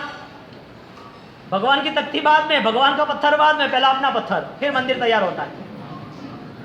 ये मन के विषय में मैं कहना चाहता हूँ, ये गलत नहीं है, लेकिन आपके आसपास छोटे मोटे ऐसे इश्यूज है, ऐसी घटनाएं बनती है जिसमें आप हेल्प कर सकते हो। आप मंदिर में 1 रुपया कम डालोगे तो चलेगा। आप अपने बच्चे के पीछे 100 रुपया कम खर्चा करोगे प्रेयर के पीछे तो चलेगा। आप कहीं बाहर गए, खाने पीने में आपने कुछ कम खर्च किया तो भी चलेगा। लेकिन आपने किसी दुखी को देख के आपने काम नहीं किया तो सही में आप परमात्मा महावीर के अनुयायी नहीं। कहा कि प्रभु महावीर ने करुणा का धर्म बताया था। जिसने अपना वरदान में वस्त्र दे दिया, उठाओ, नहीं चाहिए मुझे, तुझे जरूरत है, तू कौन है मुझे पता नहीं, तुझे मांगा, तू मेरे पीछे भर रहा है, तू मेरे पीछे घूम रहा है, ले जा यहाँ से, उठा। प्रभु महावीर ने देवदुष्य 1 करोड़ सोना मोहर, 1 लाख सोना मोहर वाला वस्त्र वो उसे दे दिया। यदि प्रभु महावीर ने ये आदर्श बताया, तो प्रभु महावीर के अनुयायी के जीवन में आदर्श क्या हो सकते हैं? देना या लेना? हाँ, मन नहीं मानेगा आपका। यहाँ की भूमि बहुत कठिन है, यहाँ की भूमि बहुत कठिन है, नहीं मानेगा मन। आपके महोत्सव के, आपके गाड़ियों के पीछे आपके बहुत सारे पैसे जाएंगे, आपके बंगले के पीछे, फर्नीचर के पीछे, आपके घूमने फिरने के बहुत सारे पैसे जाएंगे। लेकिन आपको आपके करीब के, आपके समाज के लोगों को खड़ा करना होगा। आपके पास कोई आयोजन नहीं है। दो इनको नौकरी, दो इनको पैसे, बीमारियों के, पढ़ाई के, उनके परिवार के, राशन के दो। आप कहीं ढूंढने गए, खोजने जाना पड़ता है, बिना खोजे कुछ नहीं मिलता है। और आप खोजने गए तो समझ लेना कि भगवान आपके साथ है। भगवान आपके साथ है, आप खोजने गए तो। मैंने छोटी घटना बताई, वो कच्छ वाली, कच्छ भूकंप की छोटी घटना। मेरा नहीं रहा, तेरा क्या होगा? उसने कितना पुण्य बांध दिया होगा। सूरत के पुर के अंतर्गत इतनी सारी बेहाली हो गई और वो 2-2, 3-3 मंजिल तक पानी। उस पानी के अंतर्गत सब परेशान, और सब परेशान होने के बाद अपनी जान की बाजी देने के लिए तैयार हो गया। एक लड़का सिर्फ 35 साल की उम्र का, उसके 2 बच्चे थे, पापा मर गए थे, अकेला था, माँ को उसकी टेंशन हो रही थी। उसने गरीबों के प्रति देने के लिए तैयार हो गया। दूसरे झुपड़पट्टी वाले, वो बिल्डिंग अपनी कैलाश नगर की है बड़ी, वहाँ पर 20 या 22 विंग है, 10-10 मंजिले की। एक विंग में 8-8, 10-10 घर है। तो सब ऊपर चले गए। अब 200 परिवार, 200 लोगों को उनने एक जगह पर इकट्ठा किया, झुपड़पट्टी वालों को, जो अभी डूब जाते, मर जाते, कहाँ जाते, पूरे सूरत में पानी था। वहाँ इकट्ठे हुए, सबने बोला कि चंदा कराते हैं, और चंदा कराने के बाद इन सबका भोजन कर देते। अब 2 दिन पानी रुकना था, 3 दिन, ज़्यादा तो रुक नहीं सकता, न गवर्नमेंट हिल जाती। उनने बोला कोई चंदा नहीं करना, मुझे लाभ दे तो मैं ही करूंगा। हालांकि वो करोड़पति नहीं था, लेकिन करोड़पति को पीछे पाड़ने वाला उदार मन वाला व्यक्ति था। वो लड़के ने सब लाभ ले लिया। अब सामने गिरीश जेड में वहां पर अस्पताल में ऑक्सीजन नहीं है, डॉक्टर नहीं है, सब पेशेंट परेशान हो रहे थे। सिर्फ इसको इतना ही जाना था 50 फुट या 100 फुट। रात भर पानी, जीव जंतु बाहर आए, गंदा पानी, 3 मंजिले तक पानी, जहरी सांप को घूमे। रात को 12 बजे 2 फोन लिए, प्लास्टिक में पैक किए, खीसे में रख दिए, ढंग से उन्हें बांध दिया और छोटी बैटरी लेके वो तैरता तैरता सामने अस्पताल में चल गया। अस्पताल में चलने के बाद वहाँ पर जैसा गया, वहाँ पर वो तैयारी की, वहाँ पे लोग आ गए, अरे बचाओ बचाओ बचाओ, कोई आया नहीं, लाइट नहीं है, पेशेंट इतने ज़्यादा है, ऑक्सीजन है नहीं, मर जाएंगे, दवाइयाँ नहीं मिलेगी तो ठीक है। वहाँ से वो पीछे के रास्ते से 3 किलोमीटर में वापस तैरता गया। वहाँ जाने के बाद जहाँ पानी नहीं था वहाँ से रिक्शा ले ली और वहाँ से 6 किलोमीटर वराछा रोड पर, कैलाश नगर से वराछा रोड पर वो वापस गया। वहाँ जाने के बाद डॉक्टर को रात को 3 बजे खटखटाया और रात डॉक्टर को वहाँ अस्पताल से मैसेज किया, उठाया। 1138 लास्ट आ गए। सोचो 1100 पेज दूसरे भाग के, हाँ, उसमें लास्ट में उपदान में उस शब्द चल रहा है अपना, उसमें उद्वर्तना यानी ऊपर टना, वो टना शब्द है। वो टना शब्द से जीव वीर्य विशेष परिणत्या, यानी कि जो जीवन में उद्वर्तना की बात कर रहे हैं कि व्यक्ति में जो सामर्थ्यता है, जीव विशेष स्थिति विषय आदि जो सामर्थ्यता है, वो सामर्थ्यता का विकास क्या है। यानी आप विकास करना चाहोगे तो होगा, विकास करना नहीं चाहोगे तो कोई पकड़ के नहीं करेगा। गुरु गौतम को प्रभु महावीर मिले तो प्रभु महावीर भी उनको कहा नहीं चल मैं तुझे मोक्ष में ले जा रहा हूँ, पकड़ा हाथ। क्यों? विजय विशेष, सामर्थ्य विशेष, आंतरिक संपदा विशेष, उनने अंदर आंतरिक इतना परिश्रम, अपूर्व भावनाओं को इतना आगे बढ़ाया कि जिसके हिसाब से उनके पूरे कर्म अक्षय हो गए, मोक्ष। प्रभु महावीर चाहते तो सबको मोक्ष नहीं ले आते, गुरु गौतम को ही क्यों? तो प्रभु महावीर का शासन स्वपुरुषार्थ परिश्रम के आधारित है। कर्म विशेष तो है, उसको तो हम मान रहे हैं कर्मवाद को, लेकिन आपका पुरुषार्थ होगा तो कर्म सेट हो गया, तो कर्म आपके साथ होगा। हम सिर्फ कर्म के भरोसे, नियति के भरोसे, लक के भरोसे हम नहीं बैठना चाहते। होगा कल देखा जाएगा, हमारा पुण्य होगा तो मिलेगा, पुण्य है नहीं कैसे करेंगे, फिजूल की बात है सब। गुरु गौतम स्वामी ने निश्चय पुरुषार्थ किया, आंतरिक अपूर्वकरण किया, अपूर्वकरण के साथ उनने जो भावनाएं की वो भावना के साथ उनका मोक्ष हो गया। क्यों? प्रभु महावीर और गुरु गौतम वो दोनों एक ही पहलू, एक ही किंग क्रॉस, दोनों साइड है, तो क्या प्रभु महावीर लेके नहीं जा सकते हैं? प्रभु महावीर ने मार्ग बताया, प्रभु महावीर ने निर्देश किया कि आपको इस मार्ग पे चलना है। अब जो न चल पाए उसका क्या? आप अपने परिवार को संभालने के लिए आप सूचना दे सकते हो, लेकिन सूचना देने के बाद भी वो चल ना पाए, या तो आपने सूचना दे दी, अब आप ही नहीं हो, अब उसका भविष्य वो उसको खुद को जानना। आपने आपकी कर्तव्यता, आपकी जिम्मेदारी आपने पूर्ण की। प्रभु महावीर ने यहाँ सिर्फ उपदेश दिए, आदेश कहीं दिए, ऑर्डर नहीं किया है। Only manage, you will do, आप ये कर सकते हो, बेस्ट आप करो। तो परमात्मा महावीर देव पूरे जगत को कहते गए ये तुझे ये नहीं करना, ये नहीं करना, ये क्यों किया? तो ये जगत के पीछे वो उनका मोक्ष नहीं होता। भगवान ने देख लिया कि यदि उसका ज्ञान, उसके विचार यदि बढ़ेंगे तो ही वो आगे बढ़ेगा, तो उसको विचार का ही दान क्यों ना दूं? देशना दान जो मुझे देना है तो उसमें उससे आत्मलक्ष्य ही बात क्यों ना करूं? बस उसको पता चल गया कि मेरी सांस्कृतिक की यात्रा इस संसार में कैसे शुरू करनी है, फिर उसे कुछ कहने की जरूरत नहीं, वो सब कुछ करने लगेगा। उसके यूं नहीं कहना कि ये द्रव्य का परिमाण करो, ये क्रिया करो, ये तपस्या करो, ये दान दो, उसे आत्मा के प्रति अभी श्रद्धा बैठ गई, अब आत्मा के लिए सब कुछ करना।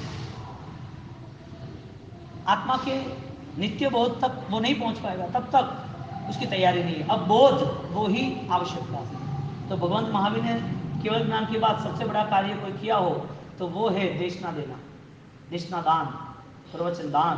हम जिससे व्याख्यान करते तो उनने 22,000 देशना दी। आत्मबोध पाने के बाद हर व्यक्ति को आत्मा के करीब कैसे जाया जाए, कौन सा पुरुषार्थ किया जाए, किस पुरुषार्थ से क्या सफलता मिलती है, उस सफलता का अनुभव क्या है, वो सब मिथ्यात्व त्याग, सम्यक दर्शन की प्राप्ति, वीरति धर्म का अंगीकार, वीरति की भी अप्रमत्त अवस्था, और आगे जाके शपक्षाणी को लेके मुक्ति की साधना, वो सब प्रभु महावीर ने बताया। सावक के जीवन के अंतर्गत और साधु के जीवन। क्यों बताया? आत्मलक्षी। तो यहाँ पर हमारा उद्वर्तना उपट्टना वो शब्दों को लेके अभिधान राजनीति कोश उसका दूसरा भाग यहाँ खत्म हो रहा है। तीसरा भाग हम सोमवार को लेंगे। यहाँ पर 1 to 15 1215 तक